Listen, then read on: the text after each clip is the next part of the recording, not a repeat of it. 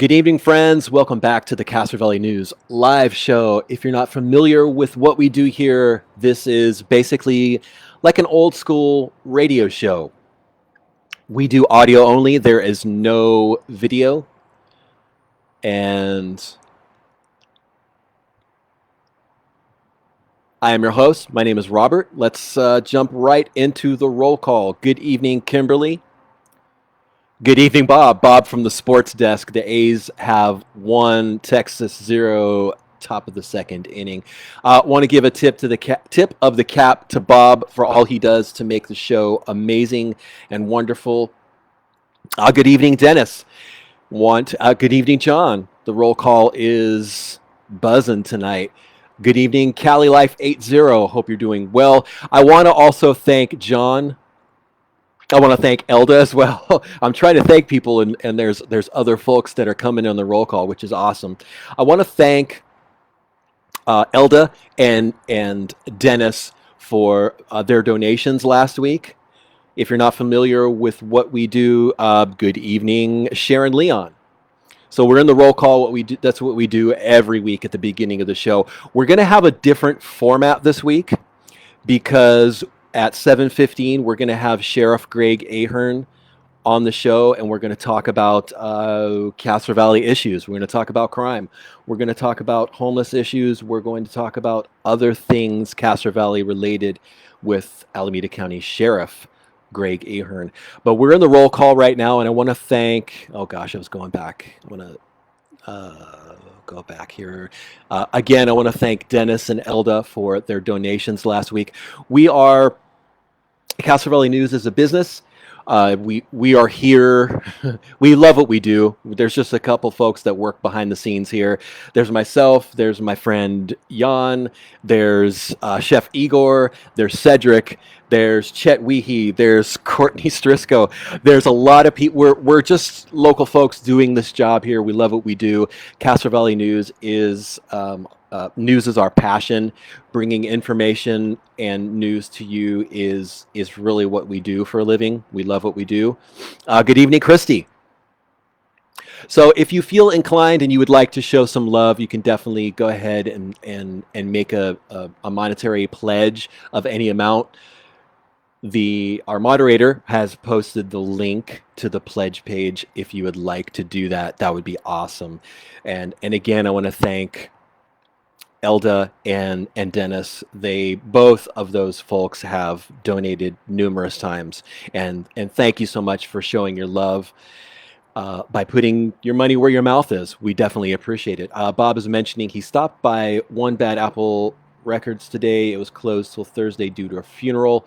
Hopefully Don can be back soon. I agree with that. So we're in the roll call, and if it seems like I'm hurrying, I want to get through the roll call and a couple other topics before the sheriff joins us. It looks like we might have 10 minutes to discuss something that I wanted to bring up that happened. And I honestly wanted to dedicate an entire show to this, but it would seem kind of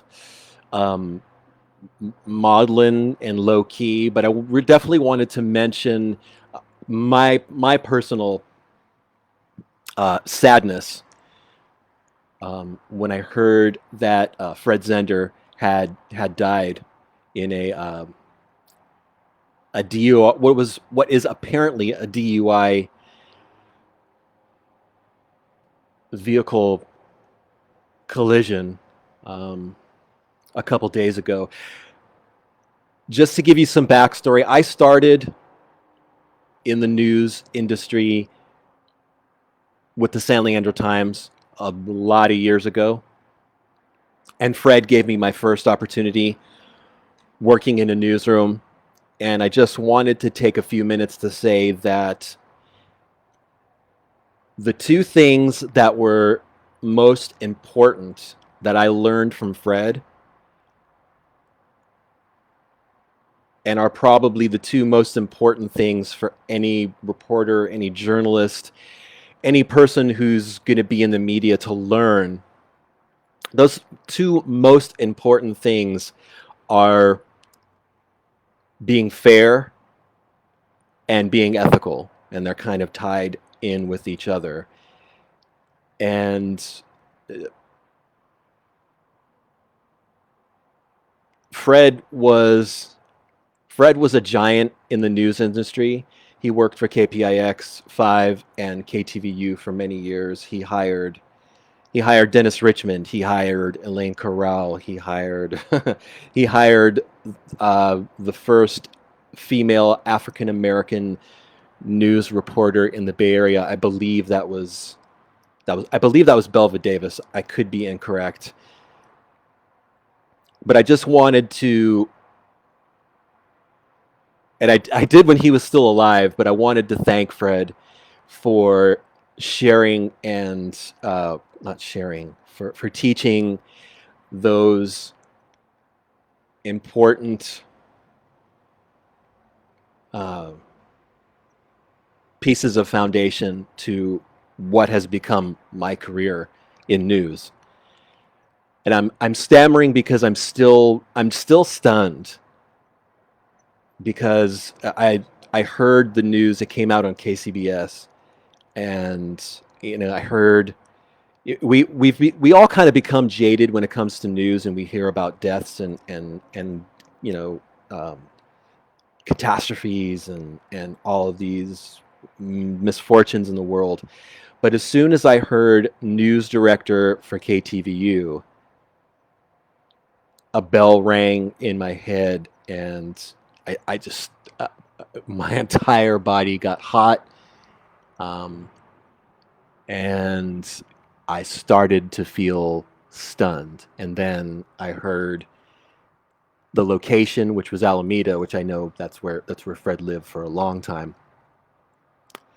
Then I heard uh, the fatality. Then I heard that I guess colleagues in the news had confirmed that it was Fred, and I didn't want to believe it because I worked for the Forum over 10 years. I worked for the San Leandro Times prior to that, a handful of years, and Fred was simply just full of life. Fred loved news. He loved reporting. He loved everything about journalism. That was his passion. I believe he was 87 or 88, and he was still editor for the Castro Valley Forum and the San Leandro Times. Pardon me. So, like I said, I simply didn't want to believe it because I fully expected Fred to do the great things in the San Leandro and Castro Valley community for another 20 years. Um, so like most other folks that I've seen who are recalling Fred and doing memorials. Dennis Richmond called in; he was near tears. Randy Shandabil was on KTVU, and he was choked up. It's unreal that a giant in news it was just wiped away through what is apparently sounds like it was a DUI situation. The suspect driver remained at the scene and was arrested on suspicion of driving under influence of alcohol. This happened Sunday at 10, and intersection of Walnut Street and Lincoln. And someone had asked me, well, what was Fred doing out walking at 10? And from what I remember, Fred had told me once that he simply loved Alameda, which you can't blame him for loving Alameda, but also he loved to go out on an evening walk to clear his mind. And um, it's the reality of that is just it's horrible. It sucks. And I just wanted to mention that. I'm sure you guys have heard about it. We shared something on the page about that, and the Bay Area, frankly, just lost one of the best. in the industry. And as we all know, news is changing. News changes every year, which which is which is why we do what we do here at Castro Valley News, because news is changing. The way that news is delivered to people is definitely evolving every year to the moment. And I just have and continued to have a lot of respect for Fred, for his dedication and his stick-to-itiveness with print. And he it there were so many people who were blessed and honored to learn from him, and I I am definitely honored to be among those ranks. So we've got the sheriff on the phone. Let's go right to him. Hello, sir. How are you? Very good. How are you doing? Doing all right. We were just talking about Fred Zender with the forum, who unfortunately passed a few days ago. Oh, yeah, terrible. Yeah. Very, yeah, very sad news for that. He was a giant in the news industry. Yeah, I saw it on the KTVU. Yeah. Mhm. So how are you doing? I'm doing great. How are you? We've had JD and Ray on a lot of times, and it's great to have you on. Tell us a little bit about yourself and the department and what you've been doing all these years. Oh my goodness. Well, I've been with the agency since 1980. Started off as a deputy. Worked my way up to get a job out of the jails to the courts to patrol. I was actually honored to be the first patrol officer for the city of Dublin in 1982 when they became a contract. So a lot of pride in the Dublin contract that I watch over and monitor on a daily basis. In 1986, I got promoted to sergeant and worked the streets and narcotics for 7 years in narcotics, and learned a little bit about investigations. I got promoted to lieutenant. Took over the investigative unit at the Eden Township substation in Castro Valley, and then promoted up to the ranks when I got elected in 2006. Been sheriff since 2007, so 41 years. Wow. Of a wonderful experience. What made you want to run for sheriff? Well, I'm kind of a ambitious person, and when I started, I thought that I really believed that I could take over a leadership role in the sheriff's office, and had a lot of great people guiding me. I didn't think I had a opportunity when Sheriff Plummer became sheriff, because he had two guys that were outstanding employees that were above my rank at the time he came and asked me. And so the two guys that were above my rank actually helped me. And my words to Sheriff Plummer is, I'd love to run for sheriff if these two guys are in support of that. And if they're in support of it, I'll run for sheriff. And then he helped teach, train, and guide me for a little over a year. Learned how to take on a leadership role. And I've been fortunate ever since to have what I believe to be one of the best agencies in the United States of America. So, as the sheriff, what are the duties that you do? Oh, well, there's a number. One, what I've been doing mostly for the last year is I'm the director of emergency services as well. So I've been directing our county's response, along with our public health officials, to the COVID-19 response. So as they deal with the medical issues, we assist with the logistics and the planning and the gathering of information and disseminating that information to our emergency managers for the cities in the county, the elected officials in the federal, state, and local offices, and the law enforcement entities and first responders. So we have planned meetings on a regular basis to give them information. My mission was one county, one voice. So we all knew what everybody was doing, and so we wouldn't be opposing one another in our efforts to mitigate the COVID-19 response.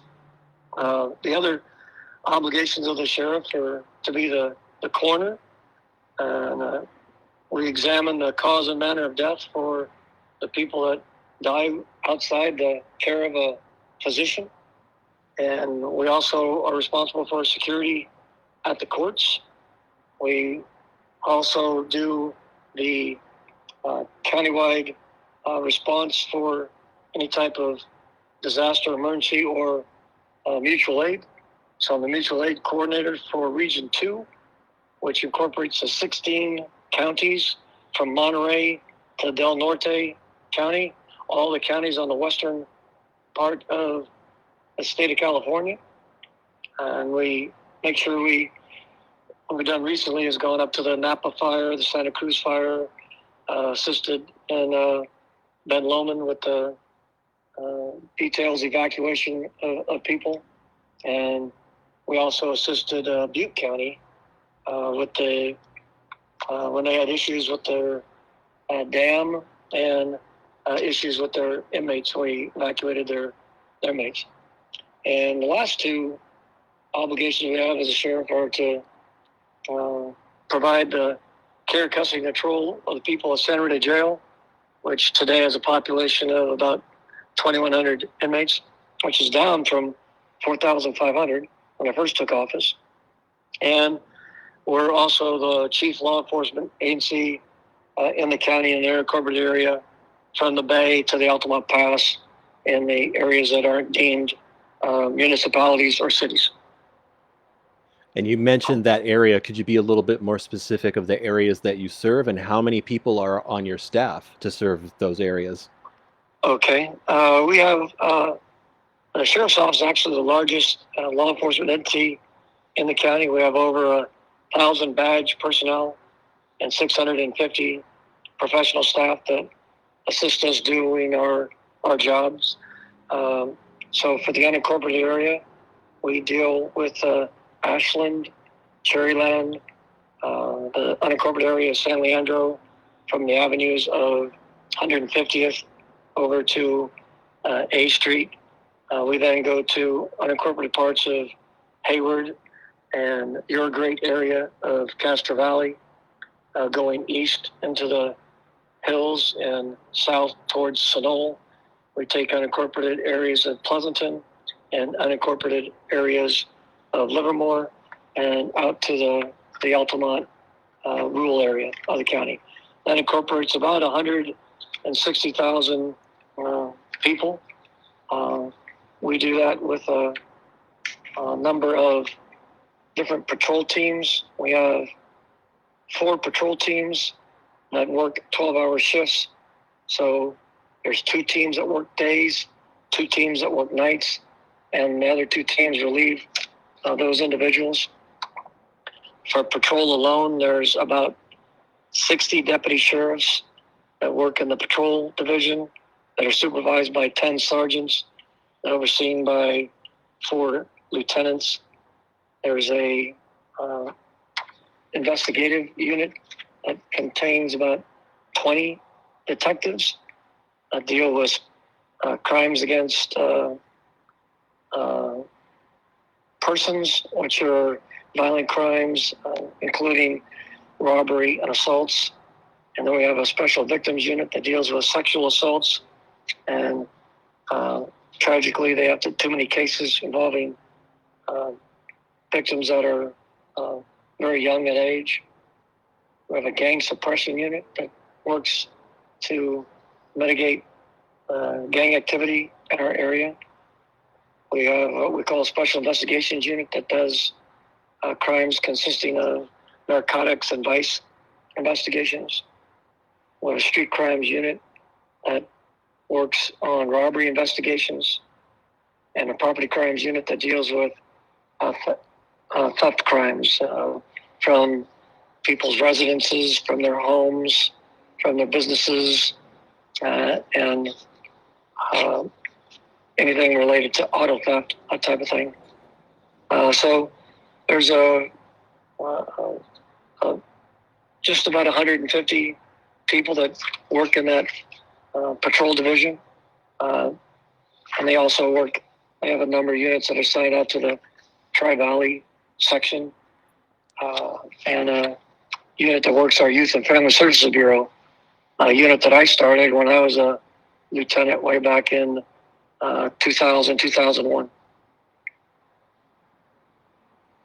And you mentioned Castro Valley. What are some of your favorite things of Castro Valley in Castro Valley? And were you ever on patrol in Castro Valley? Absolutely. We love patrolling Castro Valley. The citizens were very friendly, very approachable, waving to us in our patrol cars, talking to us when we got out of the car to grab a cup of coffee or take our lunch break. Castro Village was a great spot to meet those people and talk to them at the various locations.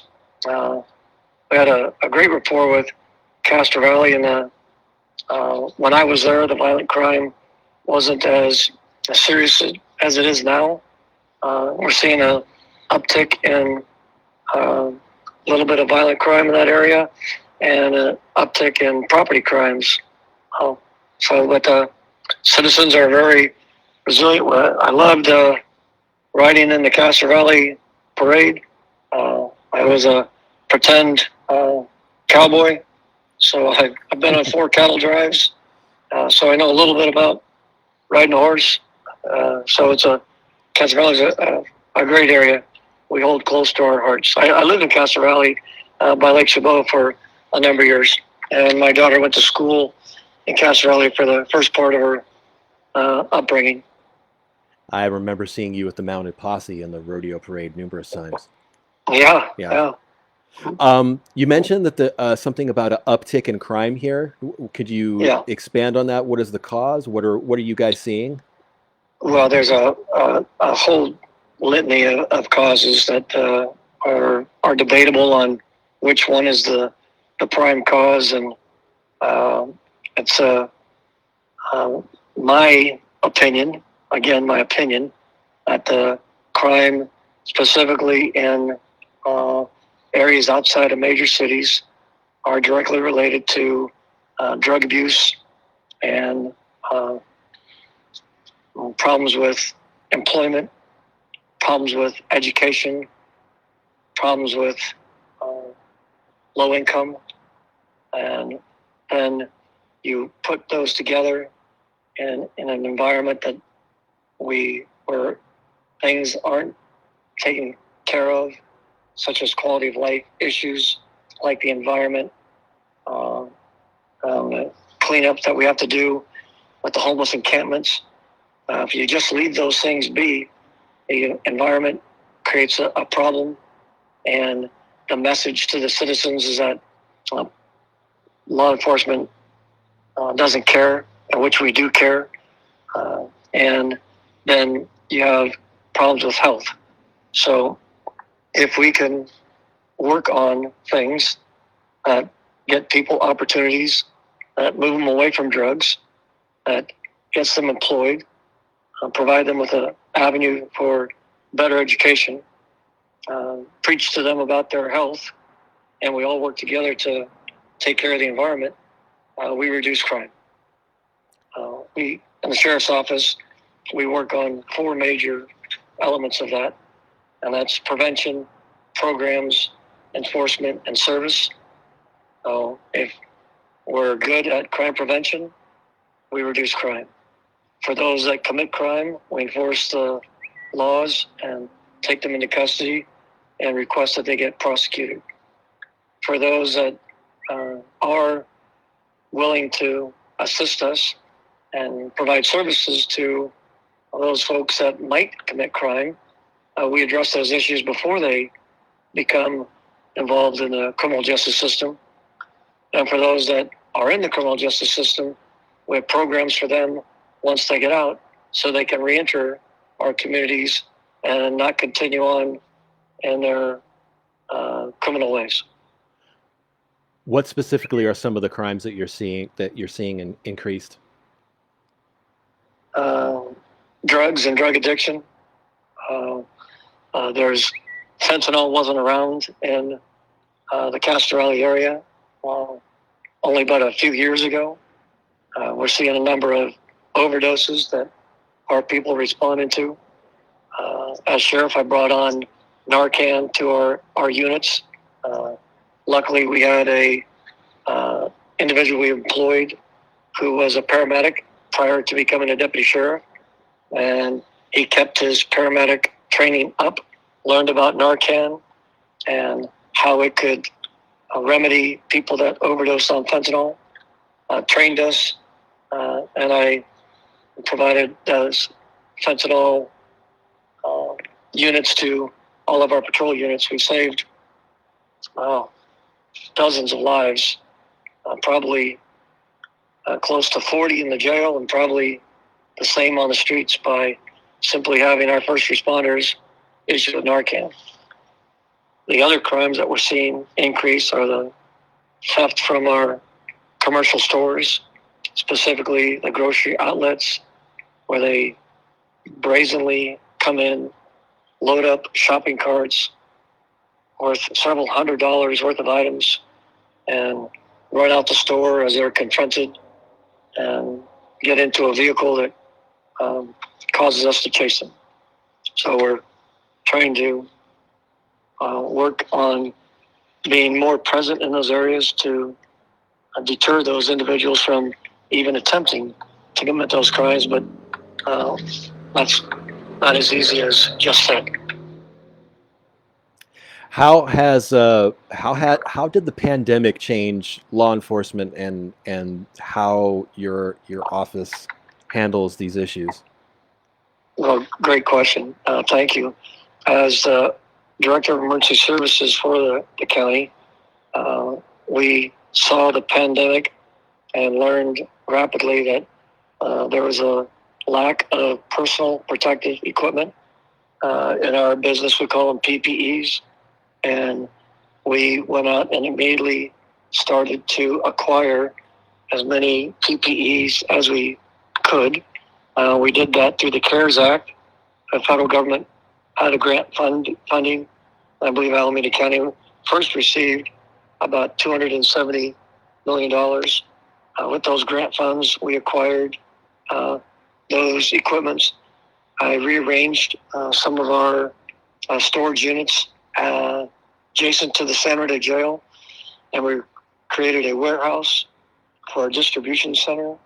So if you remember early on, nurses, people who were in long-term care facilities, the employees, the janitorial staff, all were complaining that they're wearing their PPEs on a number of days in a row.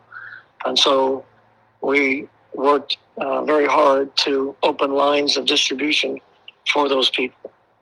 We were so successful that we went out and leased a second facility to store those items, such as the hand sanitizers, the Clorox wipes, the gowns, the mask, the plastic coverings that people wanted to wear, even to the point where we were able to provide those items to the local school districts just recently. In law enforcement, it changed how we did our business because we, in our work, like to get close to people. We want to see their eyes to see if they're under the influence of some type of central nervous stimulant or controlled substance. We want to get close to them while they're driving a vehicle to see if we can detect the odor of alcohol. Want to see what their nervousness is. We don't want them to run from us. So the distance was one of the first things we had to deal with. When we're dealing with people with calls for service, instead of going into their homes and having a conversation with them regarding them being a victim of crime, we asked them to step outside so we could talk to them outside in open air. Our units did a great deal of work because we have shared equipment, shared space, shared vehicles. We had to sanitize all of those things before shift and after shift. So even if you watched the deputy clean the car before you got in, we instructed you to clean your own car because we wanted to make sure it was exceptionally sanitized so we wouldn't be a spreader of COVID to the people we enjoy serving. So we're diligent in that regard. Our dispatchers work in shared working spaces and talking on phones and those type of things. So we made sure all of them had their independent headsets, their sanitized and clean. And they learned how to talk to people and ask them when they called for service of what to expect when the deputy showed up to their residence, their business, or met them where they were out on the street. So a lot of things changed how we did business. We bought a lot of equipment like the Clorox cleansing machines, the misters, the foggers. We went to ultraviolet to large spaces that we used in different areas, used them a lot at the jail facilities. When our units start their patrol shift, they would meet in a muster training room. We call it muster training, and get briefed on the day's events and what cautions or things occurred during the day, and cover any training needs that they had to maintain. We moved those to outdoors, so they could do that outdoors in an open air setting. Next, we tried to keep our units separated, where the patrol units stayed separated from the investigative units. So we would be spreaders from one unit to the next. So it changed the way we did our work, and we did a lot of Zoom team meetings, just like everyone else in the world, but we have to go to work every day to protect the people that need our protection. We got a question that just came in. How much illegal fireworks has been confiscated so far this year in Alameda County, and what is the July 4 fireworks enforcement? Well, I get this question every June, and it's been getting worse every year. And our efforts to mitigate those, we have our special investigation unit that I mentioned has tried to work with people on the tip line to tell us who is in possession of the illegal type of fireworks and who's been setting them off, because the people who set them off prior to 4th of July normally have an abundance of supply and are waiting for the 4th to ignite the other fireworks they've acquired. So we've worked with our allied agencies to see what they're recovering. And quite frankly, the number of seizures in Alameda County is down. So unfortunately, we haven't seized what we'd like to seize, but they do this in a very sophisticated way now. You know, they do not want to get captured, so they're not out front and open. So we have to use our undercover techniques and information sources that we have to try to locate those, but we have not been all that successful. I wish we were more successful in that area, but we do have extra patrol units. We do have our explosive ordnance disposal teams ready. They will be working. Normally they're just on call, but they'll be working the 4th of July. We have our specialized units trying to go out and detect. We'll have our aviation unit, which includes both our air support. I'm not sure if we'll have a helicopter or an airplane up at the time, or which one of those elements will be up. But we will have our drone team out trying to find the people that are the worst violators, setting off the most dangerous fireworks. It seems during the pandemic, those fireworks really intensified. Yeah, and they are getting to be more dangerous, more and more dangerous. You've seen it every year. They fire the fireworks longer distances, higher altitudes, and fire departments are very concerned. We're concerned. Grass is dry. Area is just primed for additional fires. So we're going to do our best, but it's very difficult. It seems to me that the citizens of the United States of America believe that they can get intoxicated on the 4th of July and set off illegal fireworks, and that's their right. And we do our best to enforce those laws, but we don't have the manpower to address each and every one of those needs. Is the 667-7721 number the best way for people to report if they see that, the illegal fireworks? Absolutely. Okay. Absolutely. Yeah. We have a history of responding to every call for service. We get to them. You may not see us because we do respond in undercover vehicles, because that's one of the best ways we can get closer to the people setting off the fireworks. So sometimes we get calls, we send an undercover unit in. They don't find the people setting off the fireworks, so they clear that detail. Mm-hmm. And citizen who made the call says, "Hey, nobody ever showed up." But we respond to each and every one of those calls. Let's talk about the SRO situation at Castro Valley Unified. Very upsetting to me. I'll let you go for it. Yeah. Well, we've been working with Castro Valley. I've worked with them since 2000. People have set those relationships in place well before me. I was lucky to have worked with Leslie Rothwell, if you remember Leslie. I remember Leslie very well. What she was great. Angelic woman who fantastic. Had nothing but the greatest concern for the students of Castro Valley, and worked very hard to see to it that they were safe.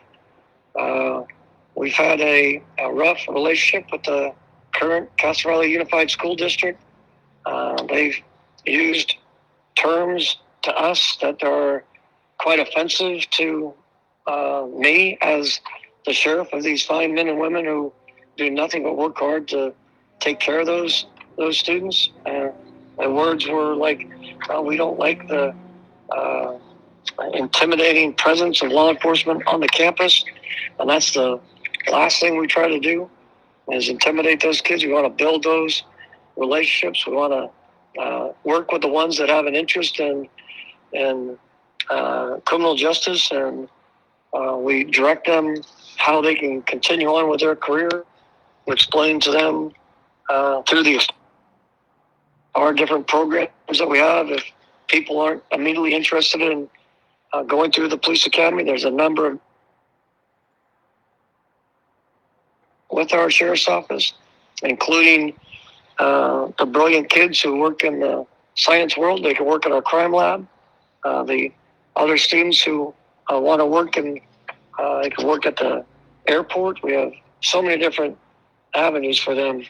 And when they discontinued the program, without our involvement and real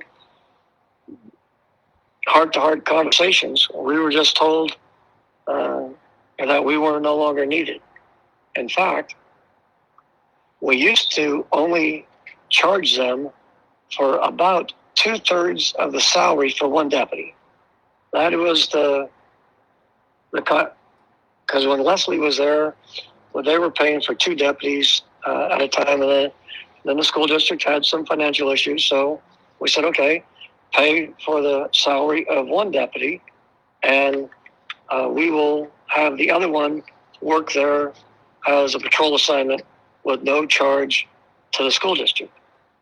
And in fact, we had a number of deputies working there. Was a staff had, I think we had approximately a sergeant and 4 deputies assigned there, and they were paying for 2/3 of one deputy.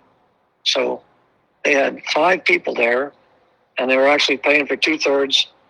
And they came to us and said, our services are no longer needed. And it was a opportunity for our deputies to work in the school, and that is a assignment that they select. I don't assign that to them. They request to work that specific assignment because that's what they want to do, to work around the kids and try to be a mentor and a guidance counselor to them and try to mitigate the issues that go on at the school.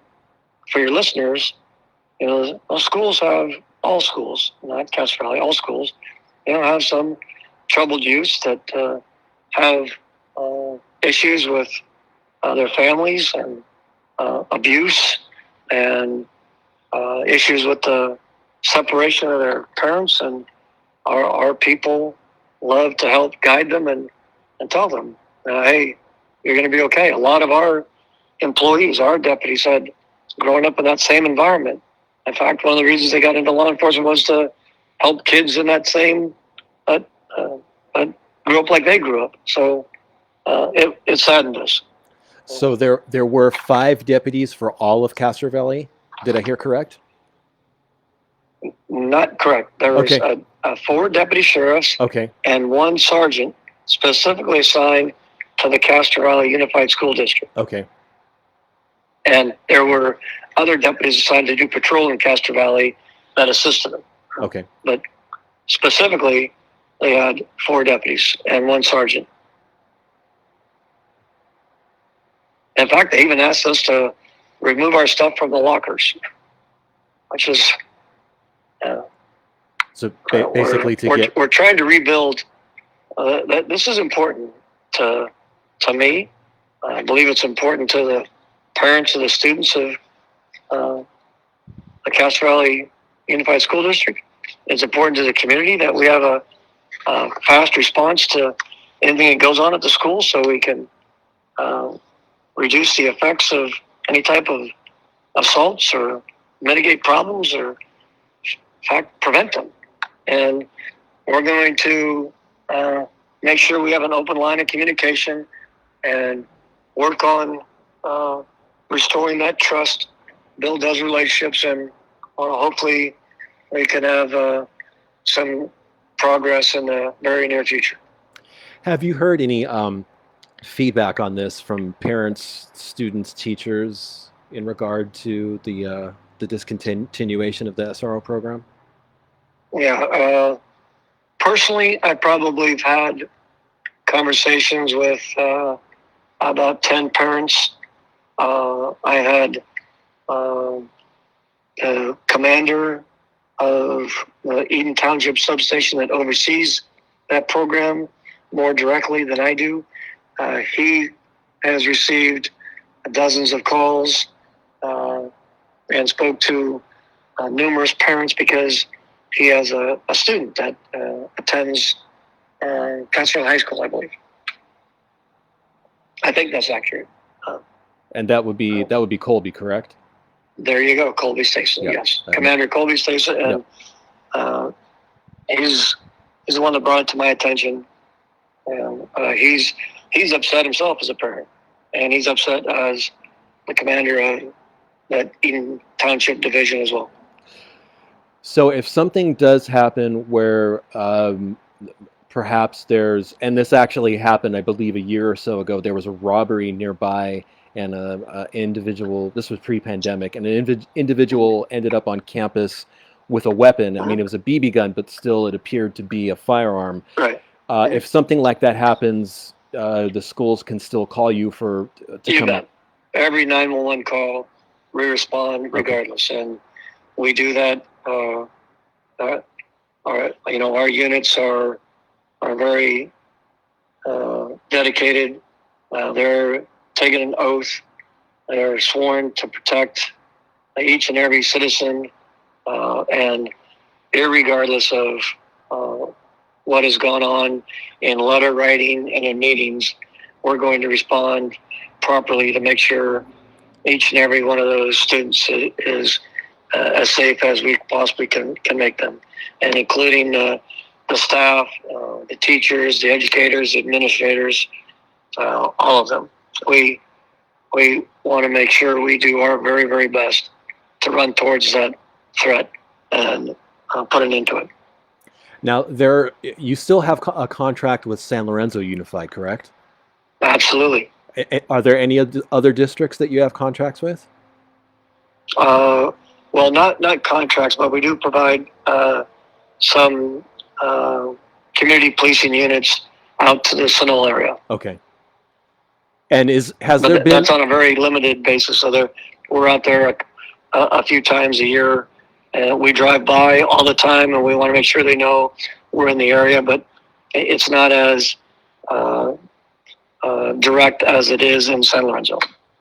Not that Castro Valley is unique in their position, but have you heard that San Lorenzo Unified may have a similar concern or similar position? I believe their contract comes up next month, correct? Or this month? Yeah, and it's coming up very soon. But yeah, we've heard none of the same concerns. Okay. We pride ourselves on providing the best possible service that we can, and we assign the people that will provide that service. I don't want to. I respect that you have been polite to the school district, and I don't want to be in a position where I'm fostering any more of a beef between you and them. So maybe we should go to a different topic. Okay. Because I definitely would. I don't want to be that go between, a wedge between you right. and the school district. It's simply a difference of opinion in on what the role of law enforcement should be, and we're going to work and try to resolve that issue, and we'll see what happens. Right. There was a gentleman who messaged in. He is extremely concerned about the homeless situation on Redwood and Grove near across from Trader Joe's. What is happening with the homeless encampments? Are they still being abated? Is there still enforcement happening, or is there still outreach? What's happening with that? Yes, I'm glad you were able to ask me about the homeless encampments. So it is as I mentioned before, one of the major problems with criminal activity in areas outside of large municipalities. One of the big problems is dealing with homeless and the criminal activity that the homeless bring. And many of those, according to professionals outside of law enforcement, there are about 10 major concerns that cause people to be homeless. And the people that are homeless, out of the 10 areas of concern, most of the homeless people have about 4.5 of those factors. Example, health, low income, dealing with mental health issues, dealing with anger management, dealing with diabetes, dealing with drug addiction. So most homeless, not most, and it's the opinion of professionals outside of law enforcement, each one of those individuals has about 4.5 out of the 10. So when we're dealing with people, you hear some of the debate that, there's if we only gave them a roof over their head, or if we only gave them a job, well, there's more to it than that, and it's a very complicated issue. We have found in law enforcement that people that voluntarily go to the homeless shelters are people who are seeking their way to improve and use the homeless shelters as a stepping stone to get permanent housing. But conversely, we've also found that people that are dedicated to living on the street and live in those encampments don't have those same desires, that their desires are more to stay in the world in the underground, to deal with drug addiction and make their home in these encampments with others who wish to have that same lifestyle. And I just heard the other day from a mayor in Colorado who actually lived on the streets and validated exactly what I'm saying. He was a military veteran that went to both. He lived in a transitional housing where he wasn't bothered at all, and he saw the people seeking help, wanted to get more help. And he also lived in an encampment where he found people were simply addicted to drugs, trying to find the next best way to get high. So, to respond to your question, we want to make sure that we address those encampments.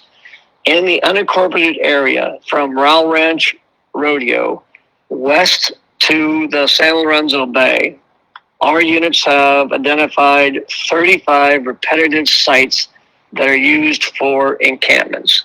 Now, I'm not saying these are the only 35. We're guessing there are more, but they're underground and they're hidden, and we're doing our best to find them.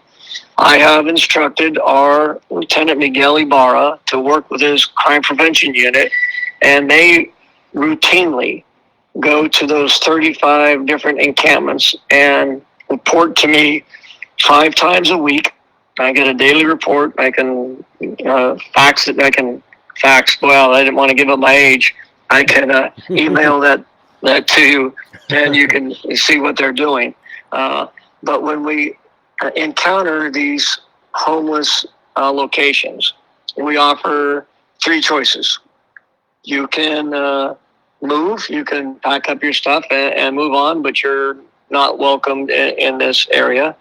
2, we will guide you, take you, escort you to a transitional home, a center. We'll direct you to a place that's convenient for you, where you can seek some type of continued services, like I talked about before, programs and services, so that they can get off the street and become better members of the community. Or many times we arrest those people because they are either in possession of drugs, possession of paraphernalia, or under the influence of those drugs, or many times in possession of stolen property, credit card fraud, identity theft. Those type of issues are very common in those encampments because I'd like to make sure your listeners understand that some of those individuals are responsible for committing some of the window smash auto burglaries and taking purses, briefcases, laptops, those iPads, cell phones, those type of things. And we find them in those encampments. And so for those individuals, we will enforce the law and take them into custody.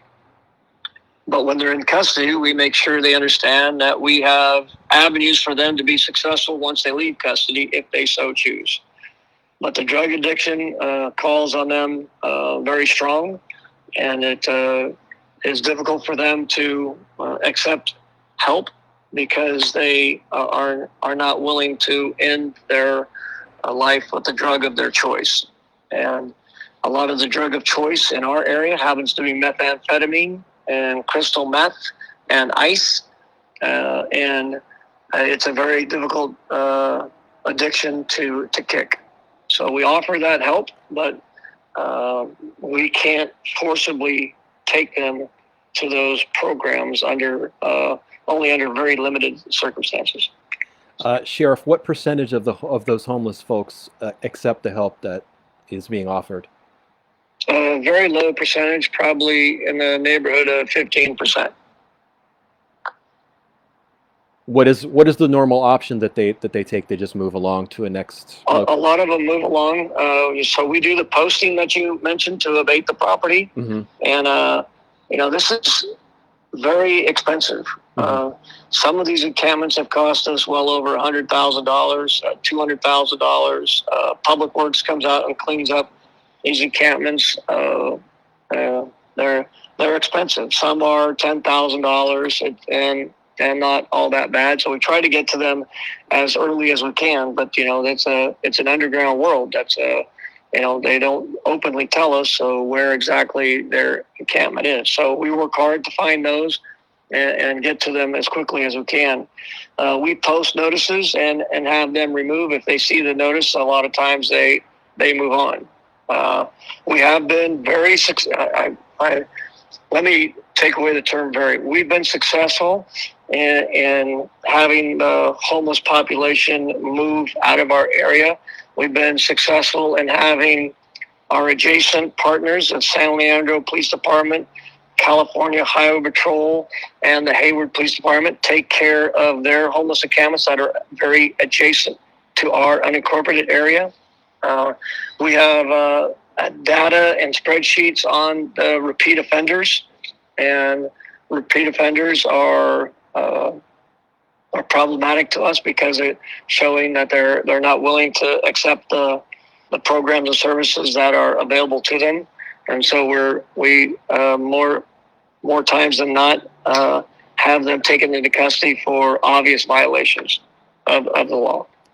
And those abatements also, in addition to costing the county and the Sheriff's Department, also cost East Bay Regional Parks, the state of California, Caltrans. Caltrans, exactly. yes, yeah. And for your listeners, the people that are concerned about the environment, these are filthy locations that, especially during the wintertime, they have bicycle parts, motor parts, batteries. They use batteries to charge their cell phones. And when the rain hits these items, it goes into our creeks, our waterways, and it pollutes our bay. The amount of damage to the environment isn't a huge topic. And I think it should be more of a topic. And we have alternative housing for these individuals. But like I said, many of them choose to stay underground and continue on in that lifestyle. I've been into a couple of the encampments with some of your deputies and CHP, particularly by I think Crow Canyon. In those areas there near the creek, and it was amazing how sophisticated and immense those encampments were, and how much garbage was there. Right, and I'm not, and for your listeners, tell them. I hope you will agree with me that I'm not exaggerating the filth and the health conditions. No, there's it's awful. There's no exaggeration. There were car batteries. There were numerous buckets of human feces. There were, particularly near Crow Canyon, near the off ramp there, some of the areas were just insanely peppered with hypodermic needles.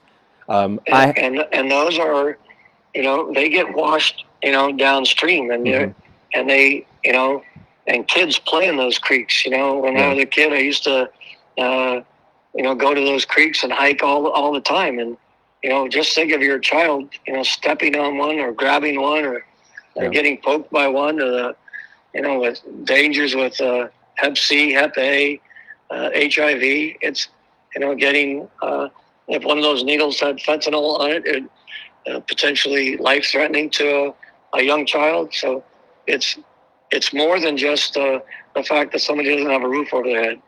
Now, we work hard. We have programs both in the jail and outside to help facilitate these individuals to get them to transitional housing and permanent housing. But about 85% don't accept our offer. Right. Because those homes have rules. Those homes have, strict guidelines that they have to adhere to. Yeah. And I want to echo your sentiment earlier. I have nothing against homeless people, but it is a huge concern in Castro Valley, and this gentleman was extremely unnerved that I guess his wife had walked by some of the folks and she was frightened, and I guess they saw some open drug use, and I understand that those are concerns, but not to say that every homeless person is bad just because they're homeless. And I think you had mentioned something Absolutely. about that as And well. we like I said, I worked 7 years in narcotics, and I helped many people move on to successful lives. One of my proudest stories is I had somebody that was involved with drugs, and I got to her a little bit before her problem got serious, and later on, about 20 years after I had made contact with her, she called and asked if I'd be a reference for her so that she could adopt a daughter. And I more than willingly did that for her. And she now has taken that child out of the troubled home, adopted that child, and they're living a very successful life. And that kid is moving on to higher education, and I couldn't be prouder. There's story and story and story of that time and time again. You mentioned a school resource problem. We had a kid post on Facebook, "Hey, Lieutenant Bonnell saved my life." Excuse me, I don't want to over exaggerate it. Helped me a great deal while he was a school resource officer, and the recognition. So our people do that on a regular basis, and I'm just very proud of the work that they do. Sheriff Ahern, thank you for your time. We've rounded out the hour. I don't have any more questions, but if you have something else you'd like to bring up, the floor is yours, definitely. I just appreciate the support we get from the people of Castro Valley. I'd like your listeners to know that our people out there are dedicated to provide the services that you deserve. We want to make sure we're the best police agency in the United States of America. And I thank you very much for this opportunity. It was a privilege to talk to you. And I would like your listeners to know that you're like the glue that keeps Castro Valley together. You've been out there, you research, you know what you're talking about, you understand the issues, and Castro Valley is lucky to have you watching out after them. Thank you, Sheriff Ahern. I appreciate your time. Okay, you guys be safe. Have a great evening. Thanks again. Bye. Bye-bye. Hey guys, thank you for listening to this hour with Sheriff Ahern. We were fortunate enough to have him offer to be on the show. We particularly wanted him to address the SRO situation at the Castro Valley Unified School District.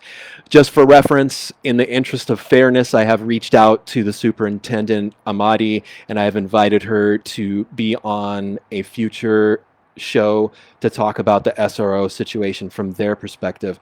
So with that said, we have rounded out the hour. We did not do the giveaway tonight. We will definitely do that next week, but I wanted to dedicate this time to Sheriff Ahern to give us some information in regards to law enforcement and particularly the SRO situation here at our Castro Valley schools. So with that said, guys, thank you guys for being awesome. Be good to each other, shop local, and as always, when the going gets weird, the weird turn pro. We will see you next Tuesday, 7 p.m. for another show. Stay safe, everyone.